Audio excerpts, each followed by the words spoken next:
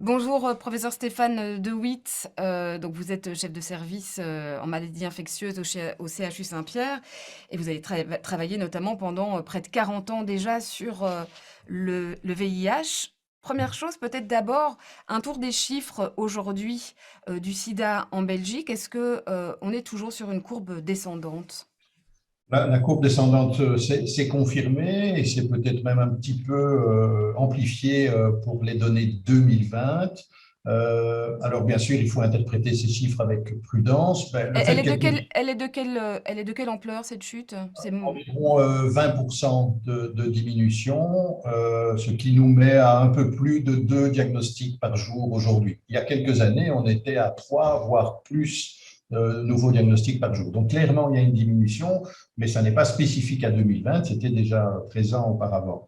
Alors bien sûr, 2020 est une année particulière parce qu'il y a eu les lockdowns, donc on ne peut pas exclure qu'il y ait un effet de peut-être moins de tests de dépistage, moins de diagnostics à cause de la situation sanitaire. Ceci étant, il y a d'autres facteurs qui permettent de penser que c'est une réelle diminution. Il y a entre autres l'utilisation de plus en plus importante de la prévention médicamenteuse, qu'on appelle la PrEP, on peut en parler si vous le souhaitez. Il y a probablement un rôle possible de la fermeture des frontières, mais globalement, on estime malgré tout que c'est une réelle diminution des nouveaux diagnostics. Est-ce qu'on peut faire, au fond des liens finalement entre la manière dont on a, abordé le sida et la Covid?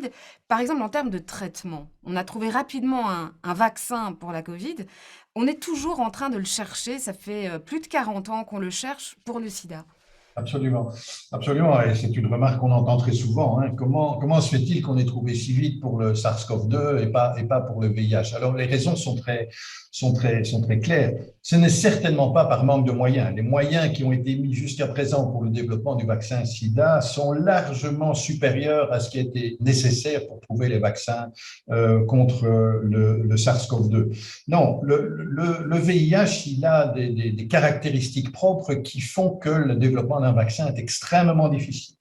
Les principales caractéristiques, c'est que, un, il mute beaucoup plus encore que le SARS-CoV-2, hein, il fait beaucoup plus de mutants.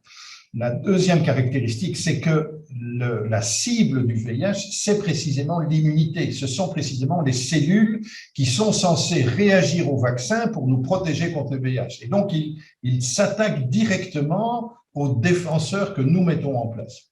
Et la troisième raison, c'est que le virus, la structure du virus de l'immunodéficience humaine, est recouverte d'une armure qui le protège contre les anticorps qu'on développe à travers le système immunitaire. Et ça explique d'ailleurs pourquoi, quand on est séropositif, c'est-à-dire qu'on a des anticorps, on va quand même, si on n'est pas traité, développer le sida parce que ces anticorps ne neutralisent pas l'activité du VIH.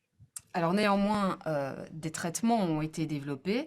Est-ce que là, encore une fois, on peut, essayer de faire un lien, de voir ce qui a pu se transmettre éventuellement dans la recherche, de traitements pour contre le sida et la Covid?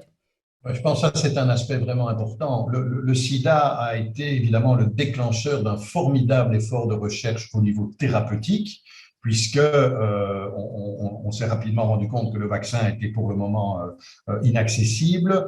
Et donc, beaucoup de molécules antivirales ont été développées. Et grâce à tout ce travail de recherche au cours des dernières décennies, on a fait d'énormes progrès par rapport à d'autres maladies virales.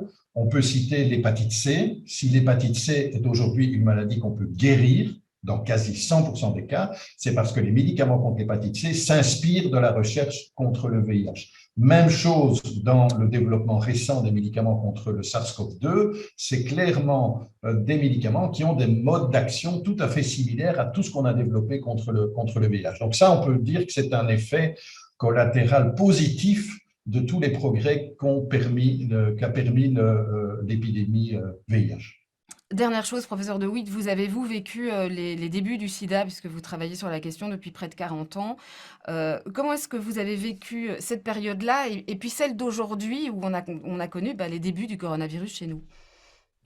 Bon, ce sont évidemment deux histoires très, très différentes, hein. Le corona, on a un peu l'impression d'une histoire en accéléré par rapport au VIH. Le VIH, on est passé en 40 ans d'une maladie qui était mortelle quasi pour tout le monde à une infection chronique qu'on peut maintenant traiter par une pilule par jour, depuis peu une piqûre tous les 2 mois et bientôt probablement des traitements encore plus légers. Mais on n'en guérit pas. Une fois qu'on est séropositif, aujourd'hui on n'en guérit pas. De l'autre côté, on a évidemment une maladie qui est beaucoup plus aiguë, qui touche beaucoup plus vite de monde et donc dont l'impact sur la société a été d'emblée beaucoup plus important. C'est l'impact sur la vie quotidienne de tout le monde.